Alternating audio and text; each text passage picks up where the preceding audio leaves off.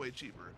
With the way that MTG cards are printed, you can lean pretty heavily on consistent and mathematically predictable odds when pulling cards from a random from-the-pack bulk pool. In other words, if there are 100 individual unique commons in the set, buy approximately 500 unsorted commons, and you're almost guaranteed to get at least 4 of every single common. Kaladesh was sorted a little bit differently than any other set based on my own statistics, so like 10,000 plus cards in, when we were sorting them, I noticed that I was like 50% or more short on certain commons, but in general, and especially in other sets, this does work. You could just take all the commons from booster packs exactly in the order that they came out of the booster packs, stack up 1,000 of them, and have, 6, 7, 8 of every single common. The same, of course, works for uncommons. Those are, a little bit less common, imagine that. But you can still buy a big old pile of, 1, 2, 3, 400, however many is required, and get the cards that you need just unsorted. The best part is, usually for, we'll say, 1,000 commons, unsorted as bulk, as they call it, but still mint condition, it's about $5 to $15, between online and shipping, and they're really heavy. And, even at your local gaming store, mine's somewhere in that range. I will say, too, that they're more than happy to sell you a giant stack of commons and uncommons because, well, it's a hard-to-move product. It's annoying to pull the cards one at a time, it's annoying to sort them, and they take up a ton of storage space. So if you make them an offer on a whole bunch of bulk commons and uncommons before they even start opening the boxes that they open, if your store even does that, they do like the guaranteed money, and, now that they know they're going to make money on the non-rares, they might actually open more because of it, which ups the availability of rares and mythics. So once you've dropped, $15 to $40, somewhere in that range, on a big giant pool of every non-rare card from the set, now you drop $15 a piece on some good mythics that everybody wants, and different rares and stuff, right? Wrong, obviously. Most players really suck at building decks, so before the big net decks get released from the first tournament, when they're provably at least moderately good decks, you can demolish these people in their pathetic attempts at building something good. Plus, I've noticed that a lot of the, big-time heavy net deckers just don't even show up for 2 weeks to Friday Night Magic when a new set is released. So you guys know, the cards for a new set are usually spoiled for at least 2 weeks before the set becomes legal, and then there's, the pre-release, of course, where you actually get to, see the cards and play with them. So my other recommendation is to look at the pre-order prices for mythics and rares and build some kind of deck idea just on paper that doesn't use any of the expensive cards. Now you're probably thinking, oh, you mean build a bad deck? No, when do the pre-order prices have anything to do with what cards shoot up later? They're pretty far off. This really does work, and there are very strong alternatives to the high-priced cards. Anybody with a brain looked at Electrostatic Pommeler, Panharmonicon, Dynavolt Tower, Metalwork Colossus, Aetherworks Marvel, that blue mythic metallic summonings or whatever. They looked at all of them and knew those were exceptionally powerful cards. Now, later on, like right now, for example, the prices skyrocketed. We're talking quadruple, triple, 6 times the amount. I totally realized it went from 4 to 3 to 6, but stay with me. The prices shot through the roof when, the rest of the dumb sheep who don't know how to build their own decks caught on to the fact that those are good cards and somebody told them to use them. In other words, some true rogue deck builders show up to a large tournament, prove that the cards are actually good, and then people are like, okay, and then they shoot up the price. But before then, you can get your hands on some cards that you know are powerful, and you know the deck idea is going to work, and you don't have to pay as much for them. Kaladesh was one of the best opportunities to build a powerful deck for an insanely low price, as seen by the first Grand Prix or Pro Tour, whatever it was, I think the Pro Tour. I keep saying this, but in 8th place was a $12 deck, allegedly. The same is often true about other sets as well. So, build what you know is a really good deck with really good cards, just avoid the super expensive ones, and you have a higher chance of winning with that deck for the first couple weeks than any other time. Mostly because everybody's testing out other stuff. There aren't, really super well-researched proven net decks out there. People post deck lists and they're like, hey, this is a good deck, but they haven't proven it yet. And still, one tournament is not what I call proving it. there's so much variance, a not so great deck could end up in the top 8. I mean, obviously. Now, around 2 months after the release of a new set, the expensive cards have pretty well crashed completely in price across the board. So you can afford to build a different deck that, you know, it may make use of rares and mythics that used to cost a lot, but now are much more reasonable. One prime example is pretty late into the game with Theros and the rest of the Theros block. You could get a Master of Waves for like $6 or $7. I think they were like 15 to 20 at one point. But hey, you wait long enough, they come down in price. So basically, you build like some wacky, out there, brand new idea of a really effective deck early on for cheap, and then a couple weeks later, build any other deck idea that you have that may have, you know, contained previously expensive cards because they're more affordable now, and then play with a really powerful deck. Both times you can play with almost whatever you want, I mean within reason, and you avoided paying a ton of money for them. Now what's the flip side of this?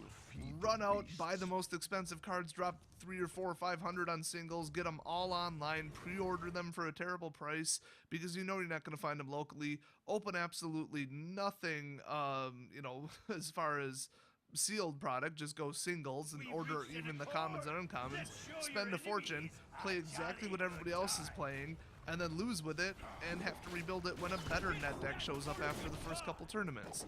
I mean, does that seem like a better prospect to you? Of course not.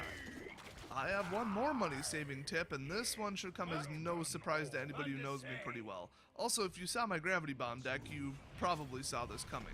So, look at the spoilers ahead of time, and, you know, a new set comes out, you kind of learn it, you look at the cards, you get an idea of it, and then you build a deck, you know, once again, in your head, on paper, on a spreadsheet, whatever, that uses some pretty critical cards from the new set, but mostly older cards that you can get your hands on right now. Well, not right now, I mean ahead of time, before the release of a set. You can then always practice real actual games with the new cards before they come out on Xmage, as, you know, that's like a MTGO ripoff from German volunteer programmers, runs in Java, it's awesome, you should check it out. Otherwise, if you want to play test the deck, just get the actual cards that are legal then, and just proxy the couple that are from, we'll just say, Kaladesh. In Gravity Bomb, the only actual card from Kaladesh is Select for Inspection. The entire rest of the deck you could have built ahead of time. So get out the Sharpie, turn a land over, and, you know, label it, and ta-da, you've got a proxy. The one-cost bounce spell was exactly what the deck needed to excel. Otherwise, the entire concept for the deck was heavily from the older sets, and that's the point. It was a solid deck, and all I needed to do was get my hands on some Kaladesh commons before Friday, and ta-da, I've got a deck. Perhaps the modified Superland Junior deck called Green Superheroes that I posted about, that's like a better example, since the mechanic is landfall, which is, you know, ancient, but some of the bombs are from Kaladesh, you know, they're the Kaladesh color artifacts, colorless artifacts. If you design the deck with a lot of commons and uncommons from the new set, then it's pretty easy to trade for those at the pre-release events, because people only are interested in the rares.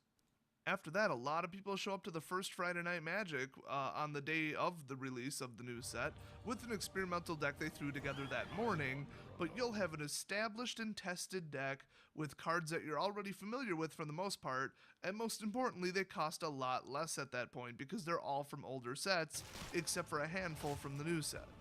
I know a lot of people saw Kaladesh and were like, I'm gonna build an energy deck, which, yeah, you could throw together an energy deck pretty quick, but almost every single card is gonna be from Kaladesh, so it's a little harder to get your hands on than, you know, 80-70% from older sets.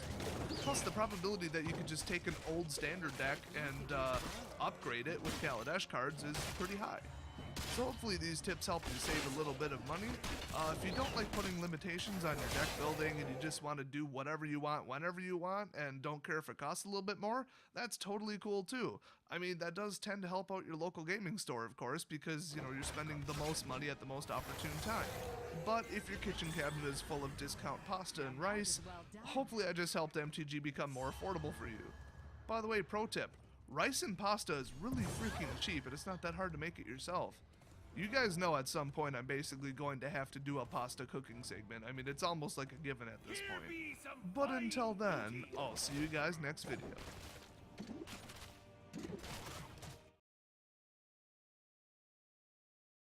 I've got the scent. Well done, all.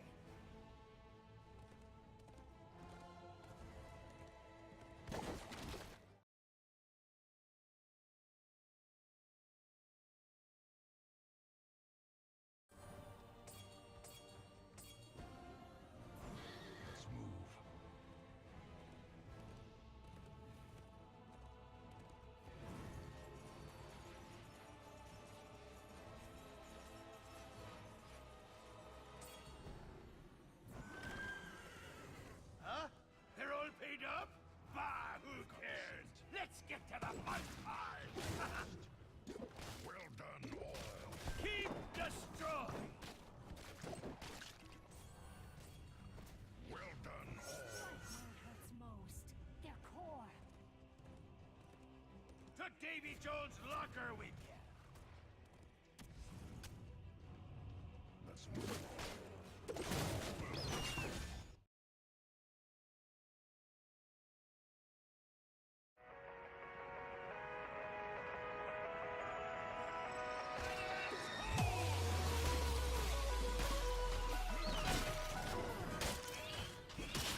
I never thought I'd be making a PewDiePie video in his venue ever. In fact, I don't think I've ever made a PewDiePie video, but for those of you who don't know, I'm not one of his fans or anybody that can consider themselves liking him at all.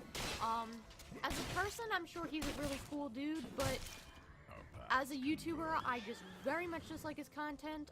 As somebody who used to do Let's Plays, I never really liked how the way Let's Plays have changed since he had become popular. But I digress by saying in this video, I will be defending him. That's just weird to say, defending PewDiePie. But for those of you who don't know, basically, he has been slandered pretty good from the Wall Street Journal, and famous words by Tamimi. I wasn't even going to make this video, but a couple of you guys have been asking about it, and to save you some time, my opinions are pretty much the same as everybody else's you've heard already, but there are a few things that I want to add to this by, sort of like how I did my Tana video with the lessons learned in it, and something that we as YouTubers, whether you like PewDiePie or not, should take into consideration and be very cautious about, because I'll tell you, this is kind of scary. So basically the media is dying. The media is trying to do whatever it can to stay relevant. The Wall Street Journal, as scummy as they are, for some reason think that it is necessary to now go after YouTubers to get some sort of attention. And I know, that makes me sound like a hypocrite, because I talk about other YouTubers all the time, and I've become popular here and there, not very popular, but I've definitely gained a few followers by talking about people like Onision, and talking about people like Tana, and talking about people like that in general, which is something I've done for a long, long time. But I'm not a journalist. I'm not somebody working in the media. I'm somebody just expressing my thoughts and not trying to stretch things out of a proportion to get some sort of attention like the media has done. And now the media has been doing this for years. This is nothing new, but the fact that they're trying to attack YouTube is kind of frightening, because, and why I say they're trying to attack YouTube, that's kind of a bold claim, is PewDiePie is the top dog here. He is one of the biggest YouTubers. I'm pretty sure he's still #1 most subscribed. He is the biggest fucking YouTuber, okay? And YouTube is a pretty big platform. So to have them go right at his throat and blow things out of proportion, take